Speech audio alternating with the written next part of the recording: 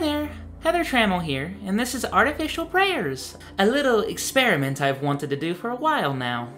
It's a pseudo-religious, post-ironic look into using the gameplay of video games to pray to a potentially monotheistic divine source of the universe. Yeah, I don't even have to use the proper word, do I? Before I begin the video proper, it would be in my own interest that I give a few prerequisite details I feel I should establish. For starters, I am an agnostic first and foremost. I don't fully accept that there is a God, there's that proper word I was talking about, nor do I deny that there could be. I have been agnostic for the longest stretch of time in my life.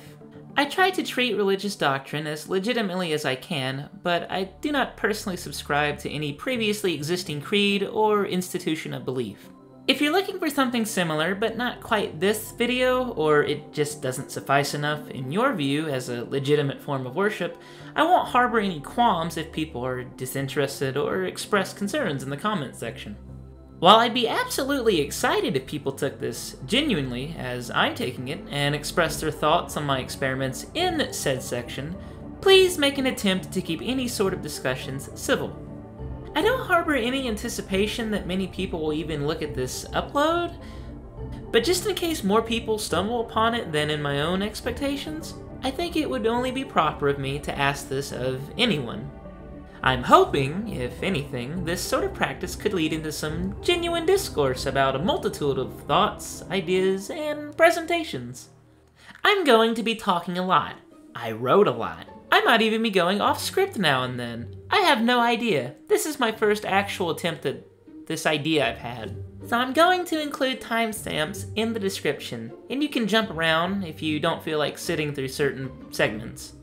I initially wanted to tackle a much less extensive topic and go over the blatant good and evil binary tropes of a particular game, Fable. However, I didn't feel it would make for a very good first step for what I'm hoping could become a series of videos. If I have some time on my hands where I can capture footage and then record lines, I will absolutely get into that as its own video later on. But today I'm starting with Minecraft. This year, the year of hideous betrayal and severe degradation, that is, 2020, it's been difficult for myself, and I'd assume a lot of you listening, to have something in your life that provides a feeling of, well, safety. Safe or comfortable spaces to unwind and decompress from the terrors of reality itself has been a staple of video games for quite a few decades, most memorably in survival horror titles. As of late, unbeknownst to my consciousness at first, subconsciously, Minecraft became that sort of pleasant save room for me, except in real life. Now you might be thinking, no duh, lots of people play Minecraft as a form of relaxing during times of great stress. However, unlike most players that I'm aware of or personally know, I'm still mostly new to Minecraft as a game. I didn't pick the game up until around mid last year, 2019, very late into the game's seemingly ever-present popularity and expansion into current pop culture. I'm a pixel artist by trade, and I like low-poly 3D models, although I can't make them. So if you knew me, you might assume I'd be all over this game from the get-go. I have no real explanation for why it didn't click with me when I first tried it. I played it a little once or twice back when the PS3 port was released, and a few friends of mine were asking me to check out the Skyrim-themed DLC, but I wasn't very impressed. I thought the recreations of the towns from Skyrim were, pretty interesting and intricate, but I don't know, the game just didn't click with me. However, after being asked to join another group of friends of mine later down the line for a multiplayer session, and them exclaiming confusion in that I didn't own a copy of the game, at the time I had an income, so I purchased it, and it didn't change my life, and I actually kind of hated the game at first. Okay, it wasn't the game itself. I just don't like being told that how I was playing the game was the wrong way to play. Because I don't think there is an inherently wrong way for a player to, play a video game. Especially one as freeform as Minecraft. Plus, I don't consider creative mode cheating, as some people I know do. Dad! To me, Minecraft was pretty much just virtual Legos. And I still don't think that's a bad way to describe it for the uninitiated and the unaware. Eventually, over time, however, the game did grow on me, and the thing about this game in particular is that There's a train passing. Okay, time out. Let me just say something.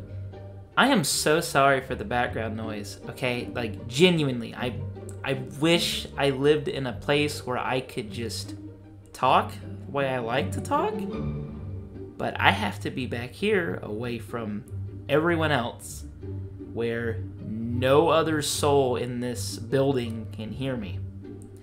These are the sacrifices we make for being genuine and for being ourselves. Okay? Throwing that out there. On with the script. Eventually, over time, however, the game did grow on me. And the thing about this game in particular is that I didn't really develop a habit of playing it all too often. I'd hop on every couple of months whenever acquaintances would mention looking for more people to join their servers. But during the few periods I have played the game, I'd played it for long stretches of time. It felt less like a time sink, like your Death Strandings, or your Red Dead Redemptions, and more like it was eating my time. It was as if my life in of itself was being consumed, but in a subtle way. Because to me, in a number of ways, Minecraft at its gameplay peaks is basically an extension of life itself. And I do mean our life, or your life, my life, someone's life.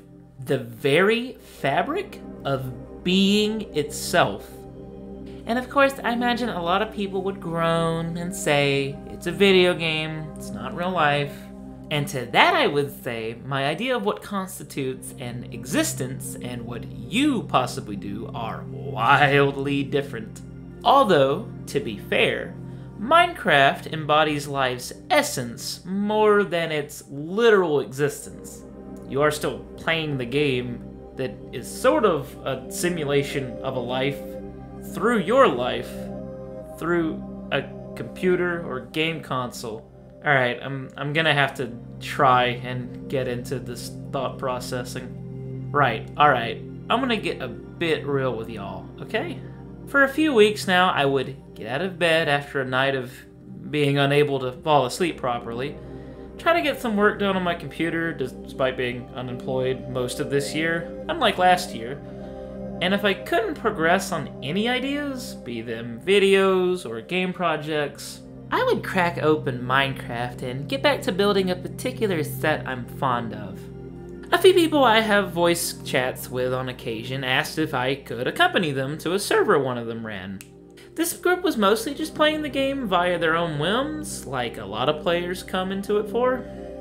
Unlike everyone else, who had been setting up elaborate bases and trying to defeat the Ender Dragon, I took a different route of playing the game. The very first thing I built, which didn't take too much time, was a graveyard.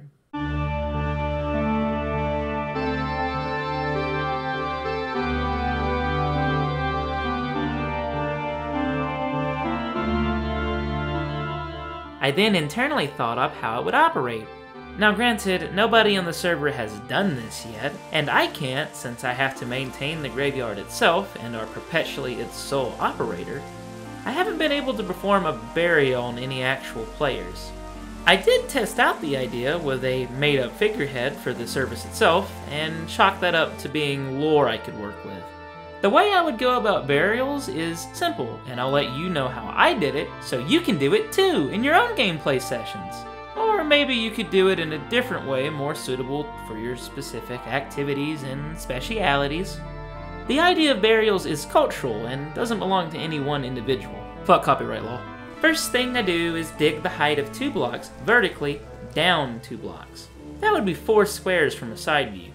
I then place the remaining belongings of the deceased into a crate that is gently placed into the bottom of the hole. I cover it up with the dirt blocks that were left, place a board with the name of the deceased, and if I'm feeling it would lighten up the atmosphere of the area, I plant some flowers down in honor of their memory. If other people were attending the burial, I would invoke a group prayer. This hasn't happened yet. Everybody on the server is pretty much just doing their own thing, and we don't all play at the same time. It's just kind of a passive experience, really. But maybe on a more active server, this sort of idea of mine could work. This area you're looking at didn't start out this huge. I tacked on many extra parts to it as I kept playing. I actually lost footage from certain sessions, including a really nice looking one when it was raining in-game, though I do have screenshots. But you can imagine that I only started with this little structure here. It has a hoax furnace meant to imply I offer cremation services. However, I can't think of a way to do this after a player has died, now understanding a bit more about how Minecraft's worldly mechanics operate. The only way I could achieve this would require a second and much more needless death, where we just bring the player, now having lost their wares after respawning, to a hole with a smokestack next to it and a lava block at the very bottom. Though this surface would seem arbitrary in comparison to the more sensible burials. After that structure was complete, I went on to put gardens in and around the initial graveyard to give the place a much more appealing look for any potential outsiders. In real life, it is often said that flowers will eventually sprout where dead people have been buried. The common phrase indicating this being, "they're pushing up daisies." And while I have seen flowers grow in smaller, less maintained graveyards IRL, it doesn't seem to be all that common. I could be wrong about that, and somebody else might be more informed on this very specific sort of information. We are using the internet, you know. Nevertheless, I find the placement of flowers to be a reminder that even the dead can provide the overall experience of life something. Excuse me, with something. Be it something physical, like greener grass and firmer soil, or something more internal for the living to ponder, like memories and potential meaning. You need not open Minecraft to be reminded of the inevitable claim reality will stake over any individual being. I suspect some people may find performing burials for anything in Minecraft to be a meaningless affair, to which I will say that, to myself as a person, it isn't really any more or less meaningful than such practices being done up away from a monitor. These layers, though often separated subjectively, are all functioning within the greater expanses of our waking and simultaneously silent reality. I think the barriers between what is actually happening in life and what people usually disregard as enjoyable, if wasteful activities, should be broken down, and probably will be further and further as our sentience continues. As I played the game more and more, I later went on to start making additional facilities where services could be enacted. Even in the theoretical pocket layer of reality that is Minecraft, ooh, God. I wasn't necessarily performing my self-appointed, not God-appointed, duties with spiritual ideals backing my efforts. I considered myself more of an undertaker than a vicar, despite what my private room in the underground church read initially. Speaking of which, that was the first add-on I went for, because really in Minecraft, you have nowhere else to go but down. While it's still not finished, the mold for a location is set in stone there. Same with the Chapel of Lava, a commemorative structure meant to remind people of where life likely started, in the depths of the ocean that had intercourse with molten lava. And a funeral home, where burial plans and then individual specifications could be situated. I had a rule when I first started out to avoid using imagery and iconography from beliefs outside of the game. Eventually I did cave and build a few cross monuments. I find these particular crosses that I've built to be quite stylish, albeit only aesthetically meaningful.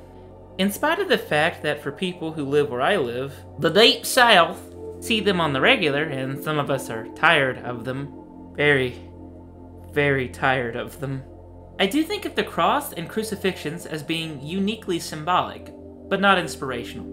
From my point of view, one should not hope to someday be placed onto one, but rather be able to live a life where they are torn down.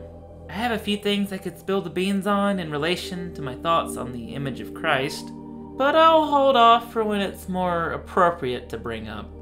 Hint, it won't be in this video. In the few sessions I've been a part of prior to this most recent invitation to play alongside other people, although as I mentioned it's been much more passive this go-round, Minecraft has always struck me as a function of some sort of fundamental caveman irony.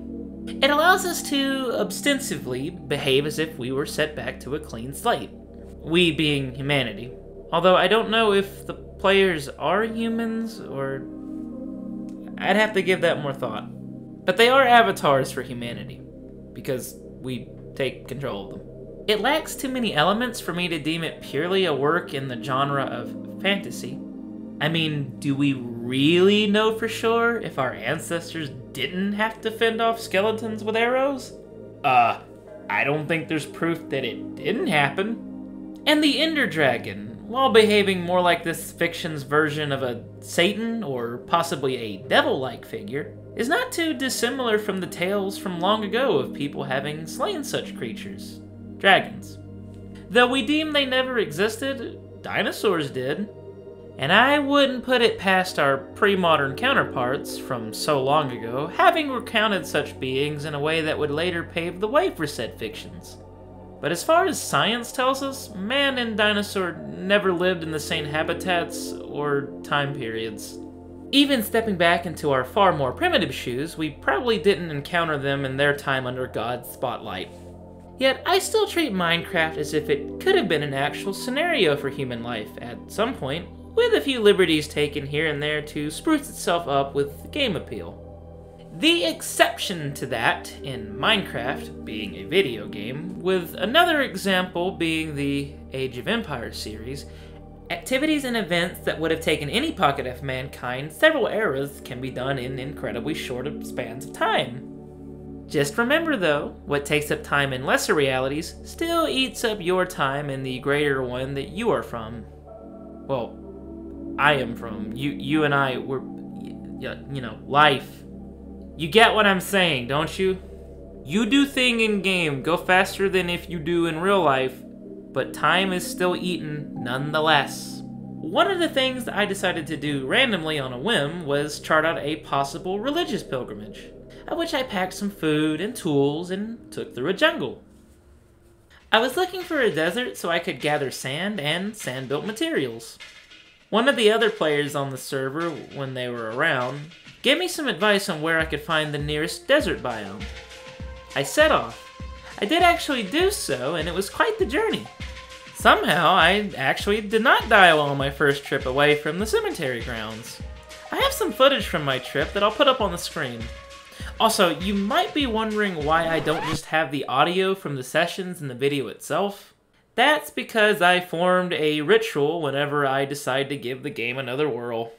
I'd play some old Podtoid segments and have some Silent Hill music playing quietly underneath that. And try not to think too hard about the world surrounding my body and my computer. Here's just a peek into that. Walks free so we can keep curing the world. And he says, I'm faced with a moral dilemma here. He says that to his...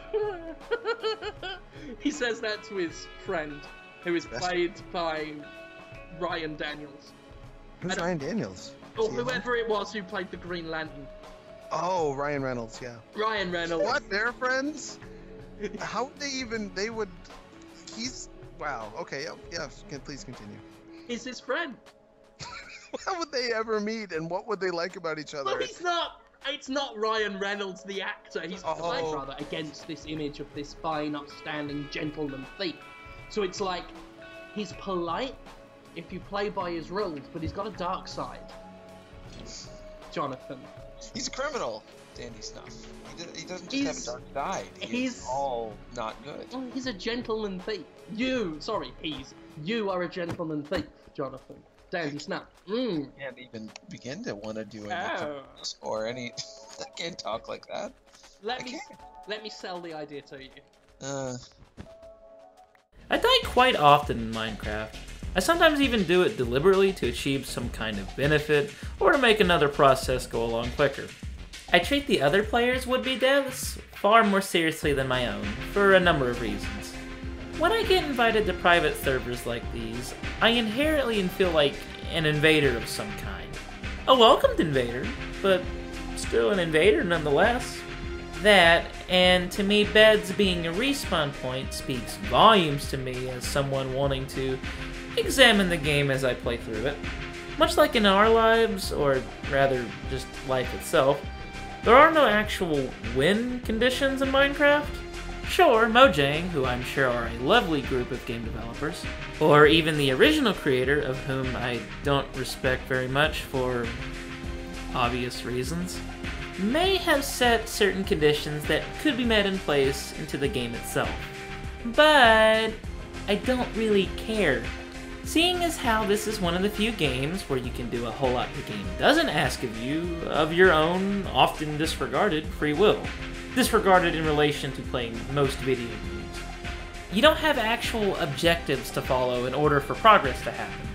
In this game, you as the player decide when progress has occurred, and alternatively, when it's been lost. Maybe some people won't see it in that light, but I certainly do. There aren't, or weren't, many games made to function like Minecraft does. That's not to say I think all games have to adhere to the player. A lot of my favorite games from memory follow a strictly linear course of requirements on behalf of the player's indirect and direct inputs. Just like how I don't like guns and loathe that humanity invented and actively utilized them, as I find them to be unchristian, indecent, and a dreadful way of slaying an adversary equal, or in some cases lower in, intellect than ourselves. That doesn't stop me from acknowledging that, yes, most of the entertainment I personally engage with and even enjoy involves a lot of shooting. Call me a hypocrite if you like. I prefer the title human.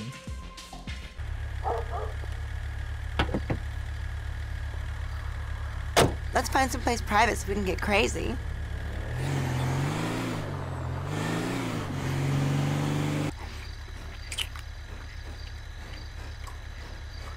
Whew, I'm done. Kitty needs a rest. I feel like I can really talk to you. Come back and see me?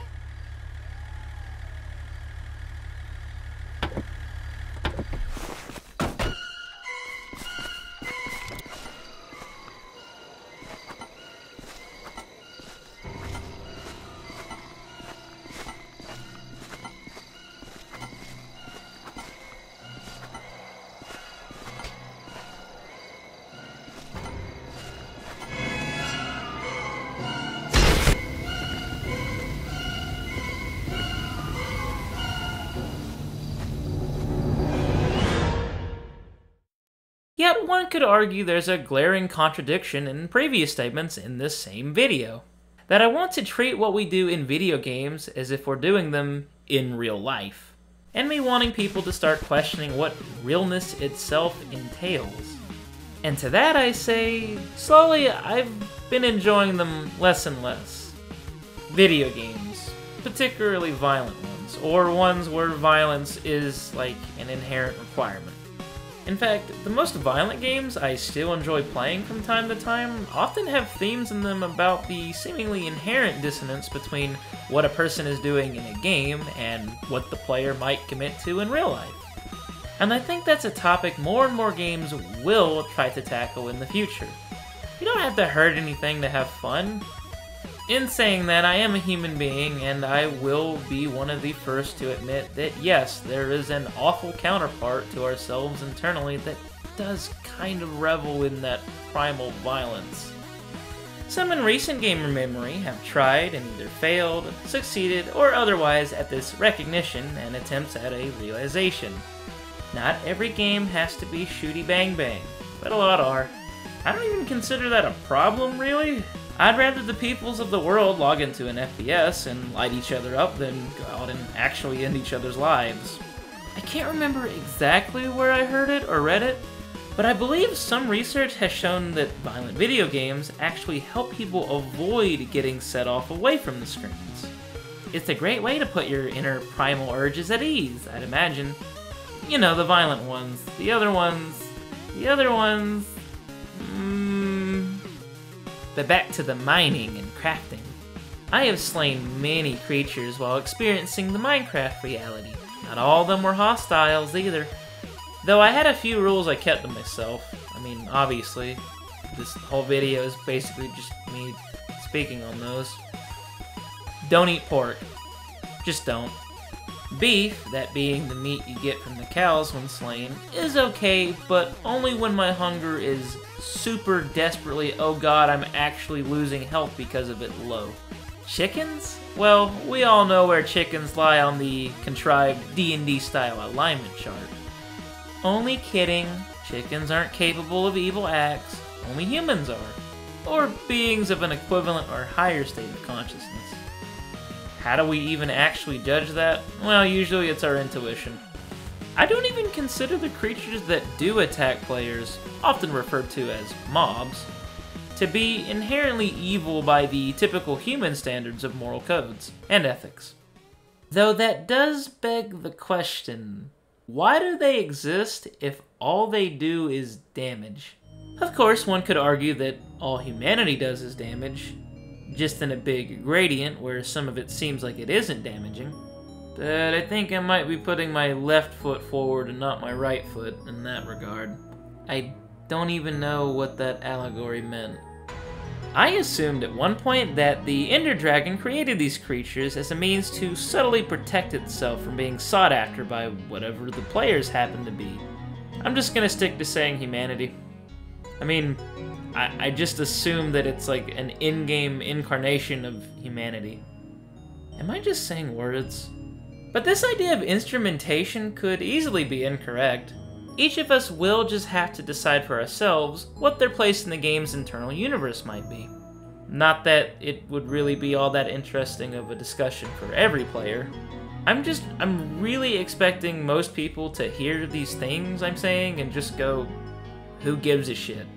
But, I do. Oh, and don't forget, when you exit Minecraft, and I actually find this to be really intriguing, I don't know many games that actually do this, aside from, I guess, like, only online games and MMOs, which I don't play. It keeps going on, regardless of you being there and or playing it or not. There's another thing it has going for it that makes it more akin to actual reality. The player's presence or absence has no true bearing on the pre-existing inhabitants when the players are not in the, well, when they're not playing, when they're not in the act of playing.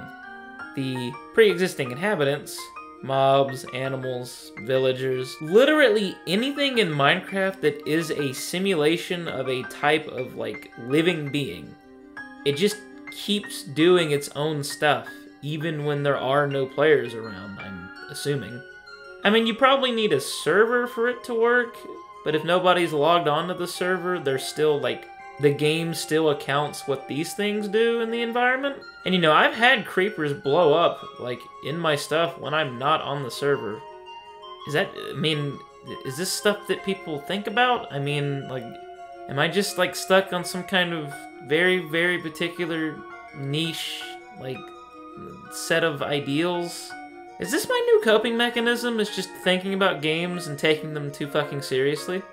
This is what the rubble of my life has produced. Sure, you can pillage villages for resources and clear out many a fields, but the creatures of this sectioned off reality will be forever present, unless a dev or modder removes them from the game's code itself. Which would take away so much, yet might come off as just nerfing. I know they kept trying to remove some entity from the game a couple of times, yet it just couldn't seem to stay away. I don't know too much about that though. Maybe some other YouTube channels have coverage of that kind of predicament. I apologize if this video seems more like just one big tangent rather than like a really focused thing. I'm desperately trying to get better at talking about things that interest me, or are a part of my life in some way. So bear with me, and I hope something I said or mentioned here was worthwhile. Praying to or acknowledging a monotheistic, or even pantheistic, source of all life from within a video game might seem insulting to uptight people of faith. I find that any expression provided to such a figure by any means would probably appeal to the notions of its existence, if such a thing is the truth. Minecraft certainly comes off as a game that would allow for someone to take this sort of activity and apply it to either the in-game figures, real-life figures, or even just the notion of being in of itself. I'm unsure if I'll make another video using Minecraft or not for Spectator's Chasm. I'd like to know if this video inspires anyone, be you a person of faith, or someone who just takes an interest in human spirituality and the bare concept of belief itself, like I do. Or hey, maybe you're just laughing at everyone else and like to do things ironically. Then I hope something I mentioned in this video was of interest to you, the viewer. Please leave a comment if there is anything you'd like to address from the video to me directly. I'll get back with a reply as soon as I possibly can, or might give more broad and general responses in a later video. If it feels like I didn't elaborate enough, or there was an aspect I needed to flesh out more, let me know. Before the credits roll for this instance of a YouTube video, I just wanted to thank a friend of a friend, Tiki, for letting me be a squatter on his server. I appreciate that y'all wanted me to come and play alongside you. I'll probably stay in the server for a bit longer, but eventually I may put Minecraft down and venture onto other forms of occupying time while my life constantly falls apart. Perpetual degradation. Again, I'm very grateful. Thank y'all so much for letting me hang out on y'all's server. It was really nice. It's been a nice time. Nobody's really harassed me or broken my... Well, hold on a second. Well, that was an easy fix. I'm not upset. Take care, all who see this. May we cross paths again sometime. Now then, this pig needs to take a hot mud bath. And I'm probably gonna need more shovels after this video goes up. See ya!